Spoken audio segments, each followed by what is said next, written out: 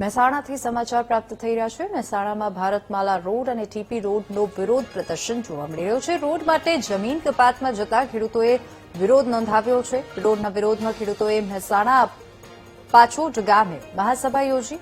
લાખવડ, રામપુરા અને બેલા ગામના ખેડૂતોનું વિરોધ પ્રદર્શનને સમર્થન જોવા મળી રહ્યું છે। 40% જમીન કપાતમાં જવા પર પરિવારનું ગુજરાન ચલાવવું અશક્ય બનવાનો ખેડૂતોએ દાવો કર્યો છે। મંજૂર થયેલો રોડ તાત્કાલિક રદ કરવાની ખેડૂતોએ માંગ કરી છે અને માંગનો સ્વીકાર ન થવા પર આગામી દિવસોમાં ઉગ્ર આંદોલન કરવાની ચીમકી ઉચ્ચારી। મહાનગરપાલિકા મહેસાણા બનાવી એમાં ટીપી રોડની જે તે વ્યવસ્થા લોકો પાડી એમાં શું છે, પાંચોટ ગામના ખેડૂતો, બીજા આજુબાજુના દેલા છે, ઉત્તરબી છે, તાવડિયા છે, આ બધા જે ગામો છે ને એ બધા ગામોની જમીનમાં 40% કપાત કરેલી છે।